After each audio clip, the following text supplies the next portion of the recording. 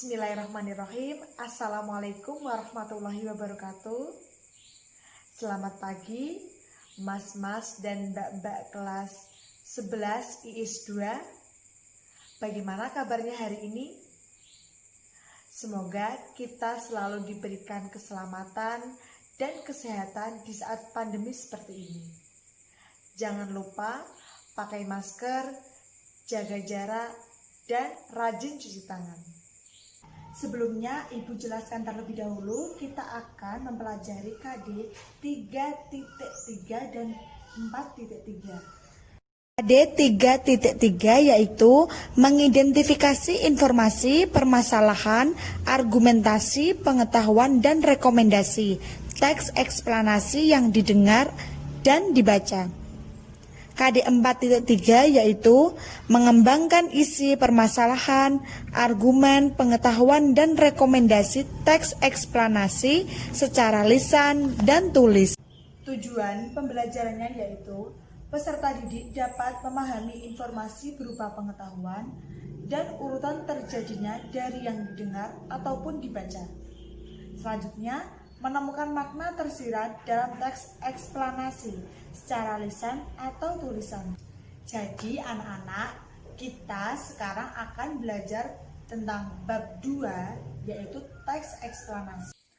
Teks eksplanasi adalah teks yang berisi tentang proses mengapa dan bagaimana suatu peristiwa alam, ilmu pengetahuan, sosial, budaya, dan juga lainnya.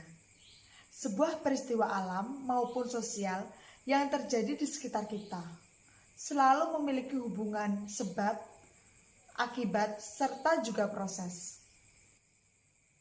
Kejadian atau peristiwa yang terjadi di sekitar kita pantasnya tidak hanya kita amati serta dirasakan saja, tetapi sekaligus digunakan sebagai pembelajaran.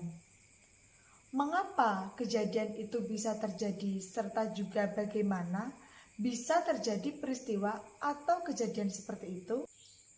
Tujuan teks eksplanasi. Yang pertama, menjelaskan fenomena yang terjadi. Yang kedua, menjelaskan sebab akibat suatu peristiwa. Tujuan yang lain yaitu memahami runtutan fenomena atau peristiwa tertentu. Teks eksplanasi harus memenuhi struktur yang meliputi pernyataan umum atau pembukaan dan deretan penjelasan atau isi. Namun, terkadang ada penulis yang menambahkan bagian interpretasi atau penutup sebagai opini dari si penulis. Bagian penutup ini tidak harus ada dalam sebuah teks eksplanasi. Berikutnya, ciri-ciri teks eksplanasi. Yang pertama, informasi yang dimuat berdasarkan fakta atau faktual. Yang kedua, hal yang dibahas yaitu suatu fenomena yang bersifat keilmuan atau berhubungan dengan ilmu pengetahuan. Sifatnya informatif dan tidak berusaha mempengaruhi pembaca untuk percaya terhadap hal yang dibahas. Menggunakan kata penanda urutan, fokus pada hal umum, generik, bukan partisipan manusia. Contoh, tsunami, banjir, gempa bumi, hujan, dan lainnya. Apakah kalian pernah mencermati suatu kejadian atau peristiwa sosial di lingkunganmu? Atau melihat berbagai fenomena alam? Selanjutnya, Ibu akan memberikan satu contoh teks eksplanasi tentang fenomena alam. Mari kita simak.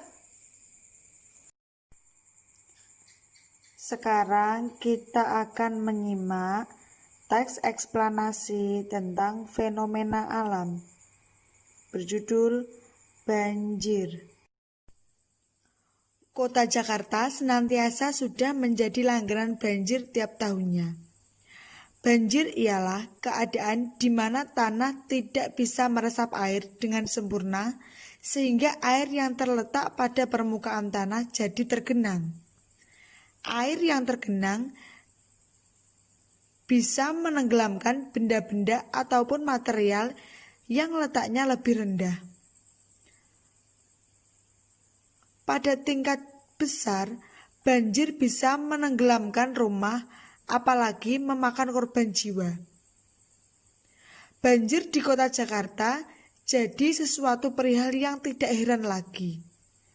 Kondisi tersebut memforsir masyarakat untuk senantiasa siap menerima banjir kapan saja serta di mana saja.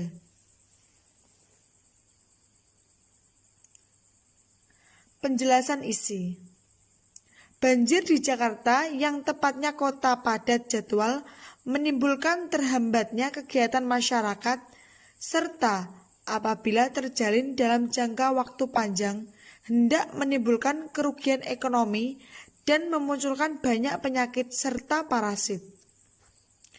Tidak hanya disebabkan curah hujan yang lumayan besar serta berlangsung lama, banjir di kota Jakarta sendiri diakibatkan oleh sebagai aspek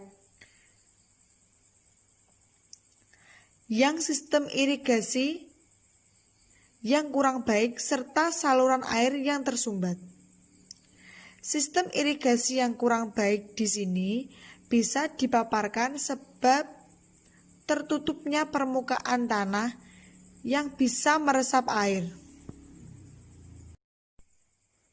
Sebab pembangunan yang menyelimuti tanah memakai semen sehingga air tidak bisa diserap.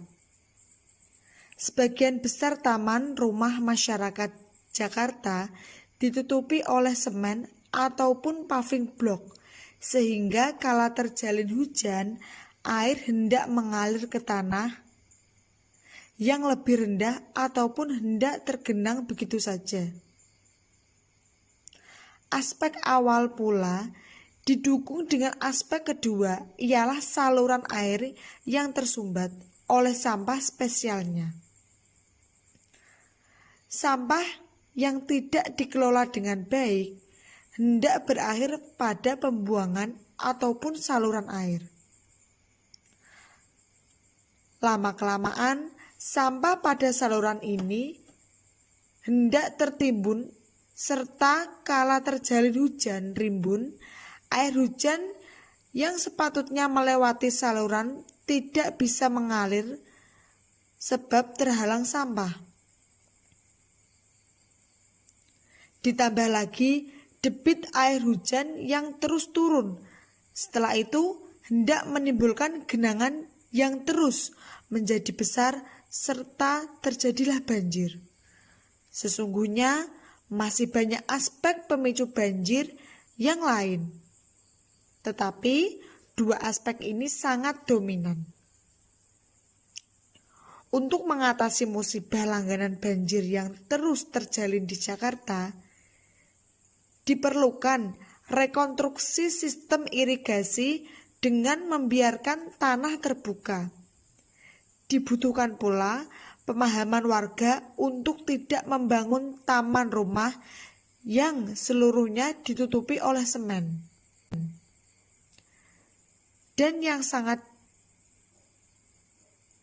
dicermati merupakan pengolahan sampah, khususnya limbah rumah tangga yang dikira sepele tetapi berakhir besar. Nah, itu tadi contoh teks eksplanasi tentang fenomena alam. Untuk pertemuan yang akan datang, kita akan belajar tentang menganalisis struktur dan kebahasaan teks eksplanasi.